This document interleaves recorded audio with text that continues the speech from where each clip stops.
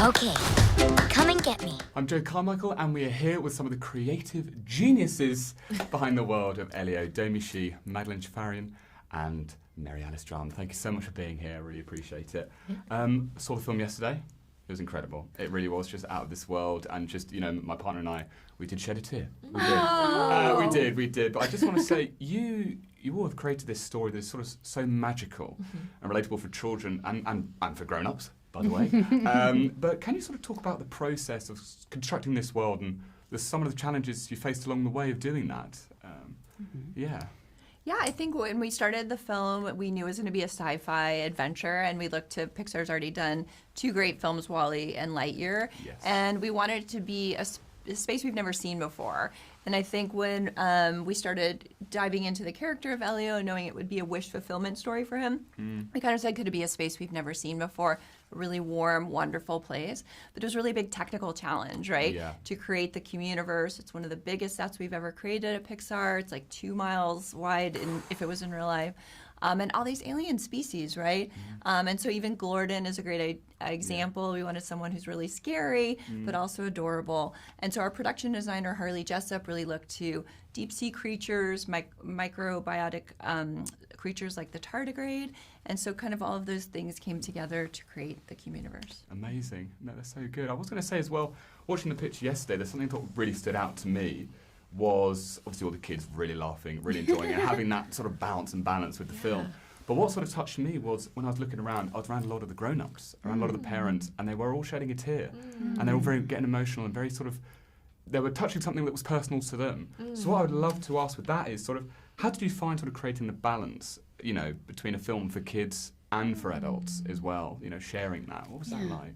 I mean, at Pixar, we always try to make films that we like. Yeah. You know, first and foremost, we need to be inspired to put so much effort into these films. They take so long to make, and also with our characters, especially our main character Elio, we put a lot of our own experiences and ourselves into that character. And Domi and I and Adrian Molina, the original director, all had kind of lonely childhoods where we didn't feel like we could click with the people around us. And I think, you know, you carry those memories into adulthood. So when you see them again on screen, you know, kids are seeing it and they're probably, maybe they're going through it right now, but adults, it takes you back to that moment in time where you're like, oh God, I remember that feeling, and I want to know what's going to happen to this poor character who's so lonely. And then also, you know, the heart of our story is this relationship between Aunt Olga and Elio, and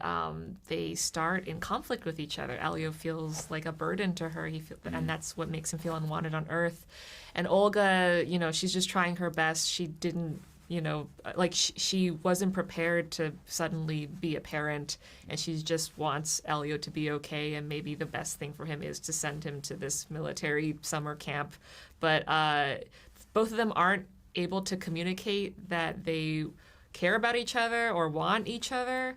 And when you're writing a story about a parent and a child, it's important to kind of approach it from both angles. And I think that's also probably what the audience is feeling too. Like the adults in the audience are feeling Olga's perspective in the story, being an unprepared parent who's just trying her best.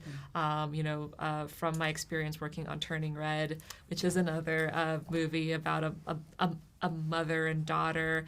You know, it kind of like trained me to, you know, approach a lot of these scenes where the two characters argue from both points of view, and to make sure that as we're watching the scene that like we understand where both characters are coming from, because, you know, with each character, like an adult or a child, like there's always a reason behind why they're feeling a certain way.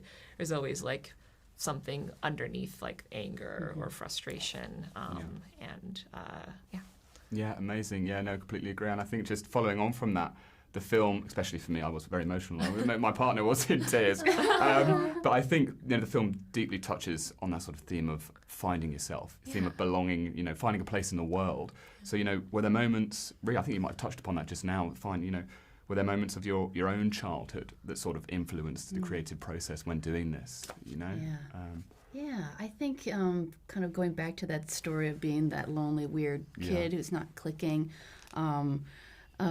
We were also artsy kids, and you kind of use your drawing as a way to soothe your loneliness. You know, you're not doing anything after school. You're not, going out on the weekends. You're drawing, and we kind of used our drawing as a way to try to get where we wanted, which was animation school. And when we finally, it's so funny, Domi and Adrian and I all had such a similar experience of finally going to animation school, meeting these students who are from all across the world, even international students, and realizing that, oh my gosh, my people were there the whole time. These nerdy, artsy, anime-loving people have been here. We were just separated. We were just far apart, and now here we are all together.